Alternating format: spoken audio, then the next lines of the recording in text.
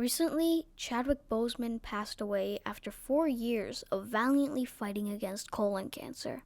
He chose roles with representation for the African American community and performed them beautifully. I still can't believe for all the time he was playing Black Panther, he was fighting through colon cancer. He was strong, valiant, and loving. Rest in peace, Chadwick Boseman. You will never be forgotten. Black Panther is a really good film. It is beautiful and has a meaningful story. While the effects aren't so good, the conflict and characters are intense and the story is masterfully executed. But there is one thing that stood out to me more than any of the other incredible aspects the movie has, and that is the rivalry between T'Challa and Killmonger. It really takes its steps to develop these two characters and their connection, and it really forwarded the story and the conflict that drives the plot forward. To understand their rivalry, we first need to understand Killmonger. His father was killed by T'Challa's father, leaving him in pain and agony. Michael B. Jordan is a great actor, and his portrayal of Killmonger is absolutely impeccable. The way he portrays a broken kid, a man that has only wanted revenge his whole life, is amazing. Killmonger is being driven by rage and passion. He succeeds at taking down T'Challa and taking the throne for himself to execute his plan, spreading vibranium out to the world and opening up Wakanda. Killmonger is ruthless, and the characters know this, but in a sense, he feels human. He has goals that don't only benefit himself, but also the people of the world. Whether it's to make weapons or to actually help people, he sees himself as the hero, and in a way, he sort of is. As in the end, T'Challa does exactly what he was going for, and that is what the best villains do: enforce something on the heroes. They're right, but they're going about it in the wrong way. Now, Killmonger isn't the best villain in the MCU, especially since Thanos and Fisk exist, but he's definitely up there. Halfway through the movie, I sort of started to agree with him just a bit. He wants to open up the world to new possibilities with Wakanda's technology. It makes sense, but Ryan Coogler makes sure to execute it perfectly so that the audience doesn't find themselves rooting for the villain. T'Challa is a very interesting hero. His father was murdered in Civil War and he blamed Bucky. And even when he found out that Zemo was the one who killed his father, he wouldn't let him end his own life. T'Challa has evolved ever since then and is now the king of Wakanda. Although he is king in this film and does seem pretty confident, you can see that he cracks sometimes. He misses his father and tries to hide that to seem like a powerful king.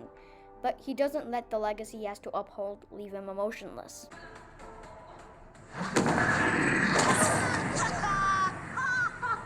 Delete that footage.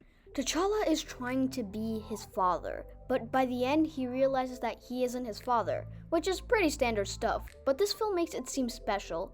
The journey he goes through is truly spectacular, and I just loved the scene he pulls when he starts to approach Killmonger and goes all, What's up? I never yielded! And as you can see, I am not dead! The thing that shocked me the most is that after Killmonger's absolutely stunning death scene, T'Challa goes on to open Wakanda to the world, something that Killmonger was planning to do. Killmonger wanted vibranium out in the world. He wanted to ship it to the people of the world to have better technology, but he did it recklessly. Killmonger might have terrorized Wakanda and turned its people against each other, but that doesn't mean he was wrong. Well, he was right, but actually wrong. See, the thing is, he took the wrong approach to this whole idea. It's in T'Challa's hands to use Killmonger's twisted visions, turn them into something under control, something that could save the world, not tear it to pieces. This is what makes T'Challa and Killmonger's rivalry so interesting. T'Challa wants what's best for Wakanda, but Killmonger is thinking bigger. He wants what's best for the world, even if it's at the cost of Wakanda. Killmonger has a hatred for Wakanda, ever since his father was killed by T'Chaka. I feel like while this motivation is the same old trope of the villain wanting revenge, the acting and directing plays it off brilliantly to sell us on the whole idea of Killmonger.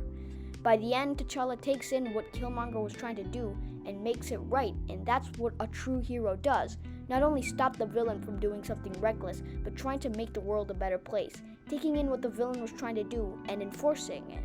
The final scene with these two was absolutely incredible. Killmonger realizes that all Wakanda is going to do is punish him. They don't care about him, and he decides to die. Just bury me in the ocean. with my ancestors that jumped from the ships. Because they knew death was better than bondage. T'Challa and Killmonger's rivalry is one of the best rivalries in superhero media, only rivaled by Joker and Batman in Daredevil and Fisk. The film executes their motivations so that T'Challa learns from his mistakes. His father did a lot of horrible things, but he realizes that it's his turn to make them right. Starting off by looking at what Killmonger lived for, his goals and motives, and trying to make it so that Wakanda can reveal itself, so that the world can use vibranium, not for weapons, but for a brighter future. This is what their real rivalry stands for. One continues his father's sins while the other corrects them, but they both are doing what they believe is right. Chadwick Boseman was an incredible actor and an even better person. He brought inspiration to many people and fought to have representation, even if he was suffering through colon cancer. He was a beacon of hope, and we really needed him now because of everything that's been happening, because Black Lives Matter, because we need to fight against police brutality. Chadwick Boseman fought on and helped so many lives. He will never be forgotten, and he will live on in our hearts.